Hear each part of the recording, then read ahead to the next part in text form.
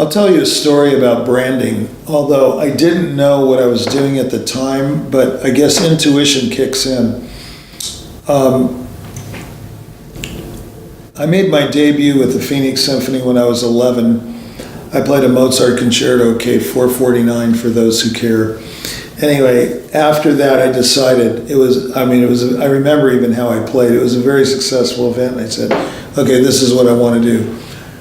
What I did in the years after, when I was 12, 13, 14, I started writing to universities, to their music departments and saying, hi, I'm Richie Atamian, and I'm a really good pianist, and I'd like to come and play a recital at your school. I mean, I really was serious about it. I took it seriously. I had no idea I would either be hired or fired, or not fired, but not given any second thought. As it turns out, it was a way of branding my name before getting into the big leagues with the Naumburg and things like that later. I actually got to play for free. Sometimes they paid my airfare, sometimes they paid for a hotel or put me up in a dorm. But I actually wrote to university music departments and conservatories and asked to play for free. And I didn't get the idea from anyone. It was just an idea that popped in my head. What that did for me from my 11th year to my 19th year before I won the Naumburg was to brand my name, Atamian, to a lot of different music departments and whatnot. And when I did win the prize, guess what happened? They remembered the name. That's branding.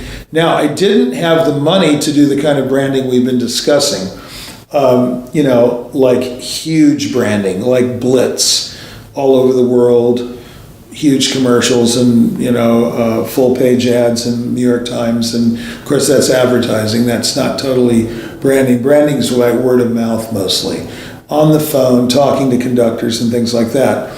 But the point is, my name was sort of kicked around in my teens, and when I actually did something noteworthy, you might, that's the operative word, noteworthy, then they said, I've kind of heard of this guy.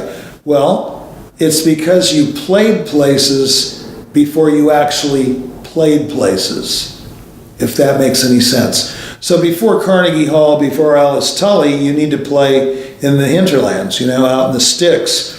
And that kind of branding is kind of innovative.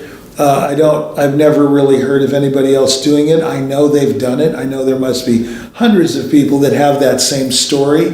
But since I never heard it from anyone, I thought I would share it with you. I think it is a very effective way of branding your name in the early years. If you have a unique gift, market the hell out of it. That's my advice. So if it's a unique gift, go for it. As someone I know says, just go for it. See what happens.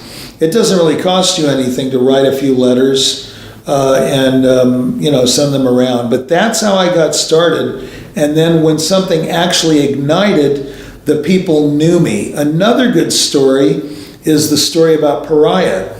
Pariah won the Leeds, I believe the very first Leeds. The reason it stuck is because his manager promoted the Leeds competition a year or two before he won. He had no idea that his artist was going to win the Leeds competition. But the fact that he did do that branding and talked about the Leeds for 2 or 3 years, it stuck. And there you go, instant kind of name recognition. Of course, in those days they had Associated Press, which carried stories to all the major dailies in the world in the matter of minutes. So you did have that kind of technique, which you don't have anymore.